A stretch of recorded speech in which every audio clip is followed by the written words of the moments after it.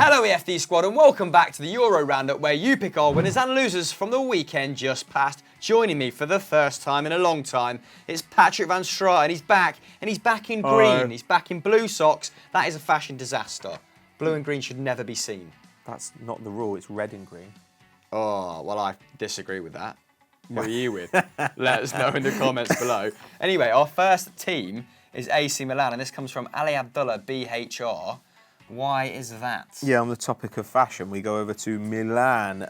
They got the first win of their season so far in dramatic fashion against Roma. Now, obviously on the opening day, threw away a 2-goal lead, lost 3-2 to Napoli. But this time, homegrown sensation Patrick Cutrone came to the rescue. He was assisted by Gonzalo Higuain, managed to get the winning goal in the 95th minute. Now, the other goal came from Franck Kessié. He opened the scoring. And while Roma levelled it up, through Federico Fazio, they really weren't at the races in this match. Having averaged 21 shots per game over their first 2 fixtures of the season, they had 6 in this match, while Milan had 26. Absolutely incredible. And frankly, I think that we have to give the credit here to Kessié, who probably made the difference. Got a goal, completed 93% of his passes, won 2 tackles, won 3 aerial duels. That was the most on the pitch. Linked up with Suso, gave Kolarov a bad day, put pressure on Zonzi, which led to a misplaced pass, which led to that final goal.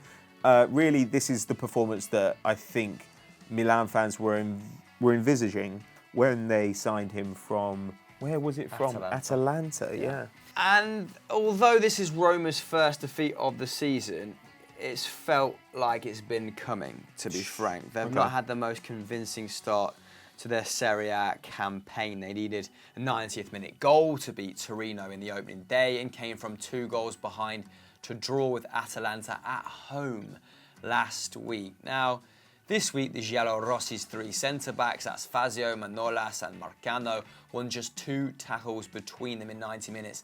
That's half of Milan's central 2 pairing. So they weren't really solid, let's say. And World Cup winner Steven Nzonzi, who was brought in to be that solid defensive presence in midfield, had a poor game too. He won just a third of his attempted tackles, and it was his misplaced pass that actually led to Milan's winner in the final kick of the game. Now he's won just 1 tackle and 1 header in 135 minutes of action this season. Milan pressed him, put him under a lot of pressure. I suppose at Sevilla, he often fell into a back 3 and distributed from there, so maybe had a bit more time as the sort of first line of defence. And maybe it's a bit more intense in Serie A. A lot more Italian teams are pressing now than ever, aren't they? Sure. Particularly at the top of the league, and maybe they identified him as a weakness as he's not quite embedded himself into the side yet. Anyway, Roma will face a winless Chievo next week, so you'd imagine life will be a lot easier for them then. That's after the international break, before a trip to Real Madrid in the Champions League. Yeesh. Now Milan go to Cagliari, who are on 4 points before a trip to Luxembourg's F91 Dudelange. That sounds like some pervy Twitch user in the Europa League. Now, which of these sides will finish higher in the league, guys? Because AC, not a bad start. Some decent players. More harmonious team. Let us know in the comments. That was a weird end, but let's move on.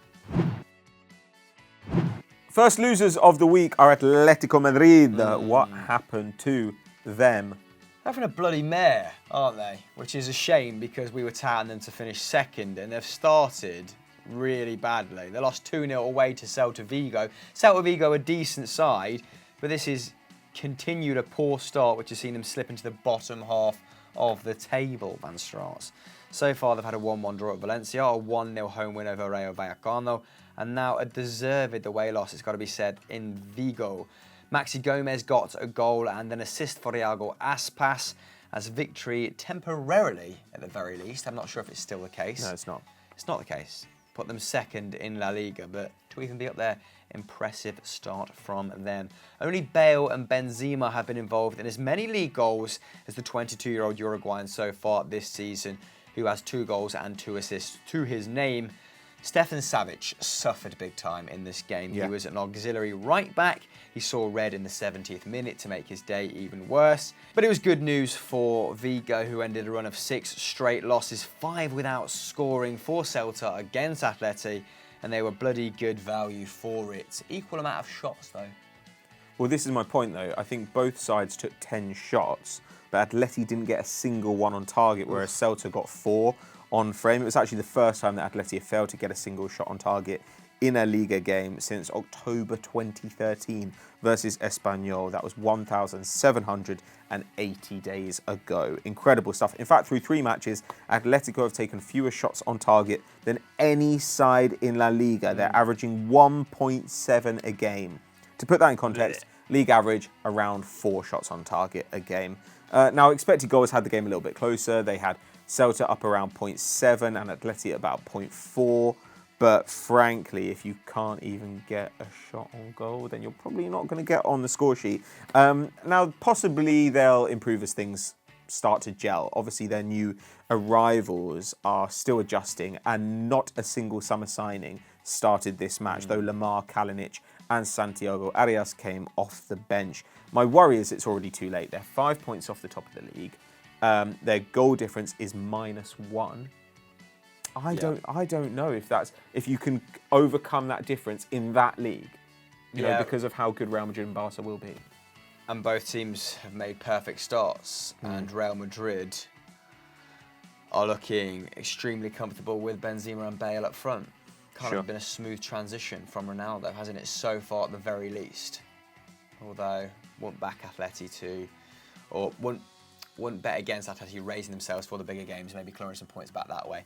What do you think, guys? Is it already an insurmountable amount of points at the top of La Liga? Can Atleti claw it back? Let us know in the comments below. Our next winners are PSG, and this comes from @Georgios Kayaraki. Now, I promise they won't be in next week because that's 3 or 4 episodes they're featured in, and quite frankly, I'm sick of the Parisians already. But why would Georgios suggest them for this week? Well, they're top of the table. They beat Nîmes 4-2. They're already 3 points ahead of second place. So it looks like they're going to go ahead and dominate that league as we all predicted they would. But it could have been very different. In the 71st minute, the game was actually level. Nîmes brought it up to 2-2. And so they did have some work to do in the final 20 minutes of the match. They dominated possession, 61%, but they were actually massively outshot. They took 7 shots. Nîmes took 14. Wow. They had 5 shots on target. Nîmes had 6, which is not really what you expect to see against the Minnows. Di Maria scored from directly from a corner for PSG's second goal.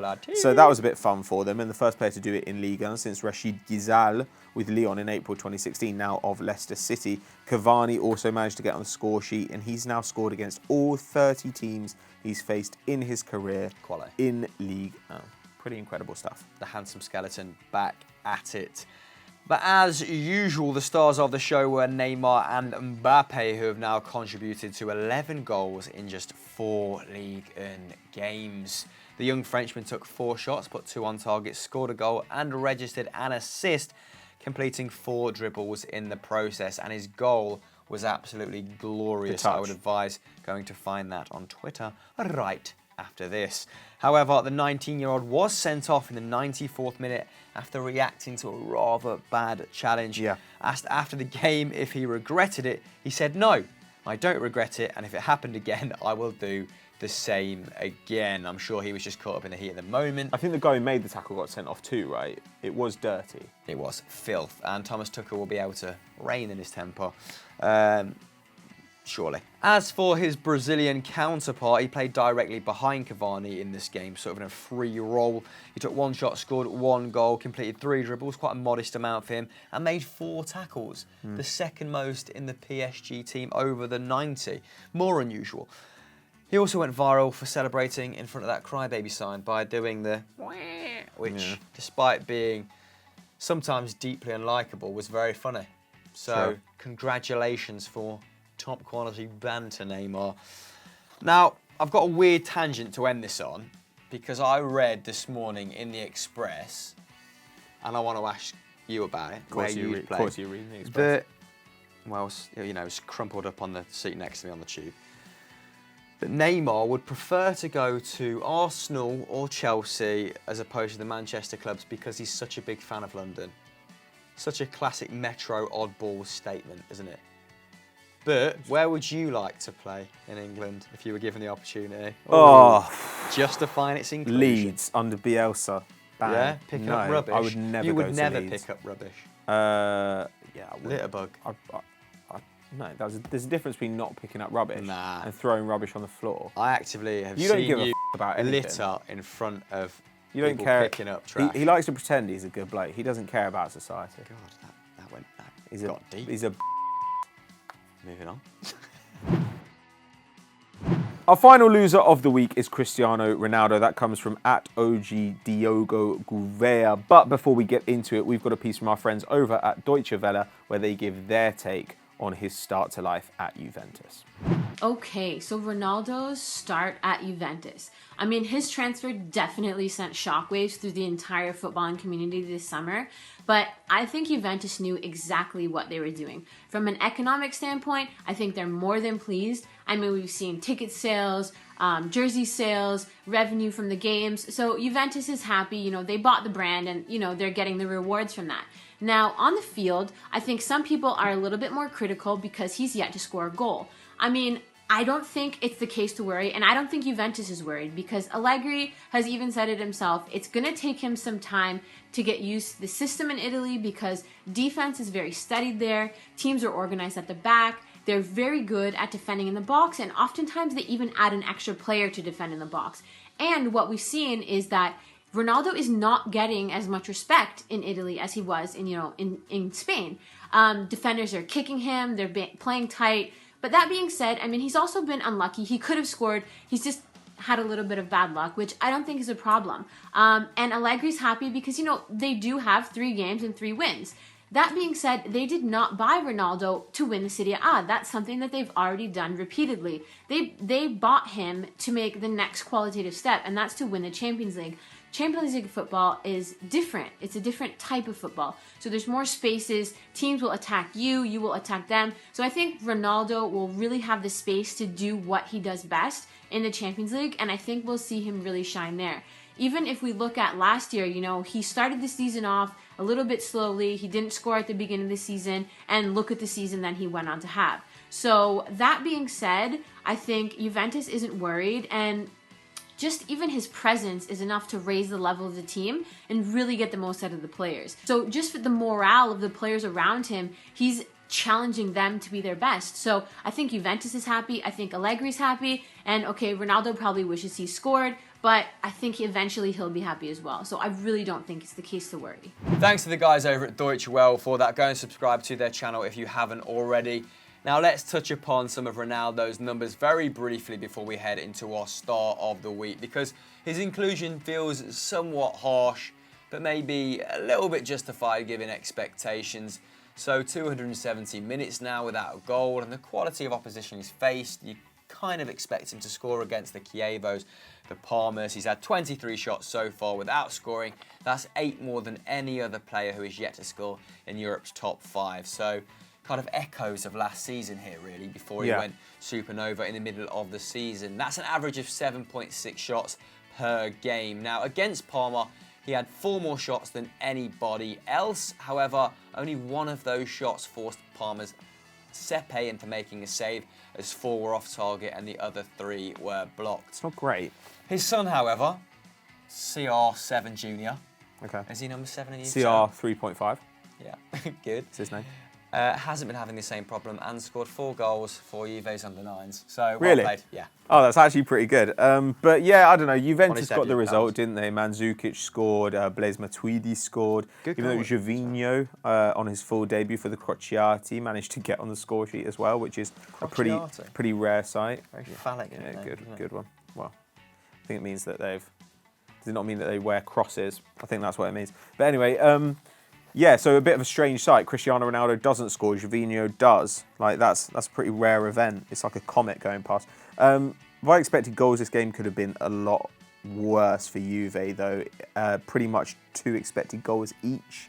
So you probably expect this to be a draw overall. And Ronaldo, like you said, you'd have thought that he will get his first and then probably come into some hot form. That's what he did last season. He'll just be racking up expected goals.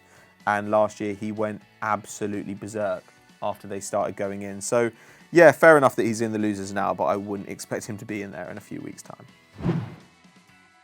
Our star of the week is Hakim Ziyech, and this comes from Agidio da Cruz 04. Why is that, Pato? The Moroccan international continues his fine start to the season for Ajax in the Eredivisie. Now, Ziyech was one of Morocco's few kind of bright points in that disappointing World Cup campaign. Obviously, he plays across the attacking midfield. He scored one and set up another two in his club's 4-0 demolition of Vitesse Arnhem away. Klaas-Jan Huntelaar also got on the score sheet, rolling back the years, got a brace. And Dusan Tadic continues his hot start as well, also scoring another one. So that Ajax attack is really rolling, and the engine of it has been Hakim Ziyech for a few years now. Like you said, stole the show against Arnhem. The 25-year-old who signed from Twente for €11 million back in 2016. That's starting to look like a bargain, isn't it? Opened the scoring in just the third minute with a 30-yard effort that found the bottom corner. I believe that was the first shot of the game as well. He's averaged around 4.8 shots per 90 this season already, to off to a fly, like Pato said. 3.5 key passes per 90 and 1.8 dribbles every game. That is in Ajax's opening 4 games. And only 4 minutes later, it was his inch-perfect free kick that found Huntelaar's bonce, which doubled Ajax's lead. Now Ziyech has 2 goals and 2 assists in the Eredivisie, plus an extra 2 goals in the Champions League qualifying rounds as Ajax qualified for the group stages. Ziyech rounded off the game around the hour mark with an unselfish pass across goal for Huntelaar for his second, and they now sit second in Eredivisie with 10 points from their first 4 games. Now, Ajax known for being, at least of late, a bit more of a selling club than they perhaps once were, although I suppose unpicked in the 90s as well, so yeah, for like the last 20, 30 years. Where do you think is a likely destination for Ziyech if he carries on with this red-hot sort of form? A lot of clubs will be circulating in January, surely. Yeah, well, I thought he might go to the Prem. He's been linked in the past. I thought he might go to Napoli, where he was linked heavily this summer. But a place that would make sense probably is if Lyon were to sell one of their stars. For instance, if Fekir were to go, Ziyech would be a very good ready-made replacement. He kind of needs to go soon, though, because he is getting to that age where clubs will be less... The amount that they'll be willing to pay for him might be less than what he's worth to Ajax. Yeah. So I think he probably needs to go this year or next year. Otherwise, he might end up spending the rest of his career in the Eredivisie. Okay, I think that's a very good point. Well made, and that is the end of the show. Patrick van Straten. If people have made it this far, they might as well watch something else. Yeah, well, obviously you can head over to Football Daily for winners and losers, where we cover the Premier League, or you can stay right here, check out Stat Wars. That's a show. Check out Stat Wars. That's a show that we make. Or on Football Daily, Hot Takes. Hot Takes was pretty good this week as well. So, all the usual content that you presumably know and presumably love. Bye. Bye.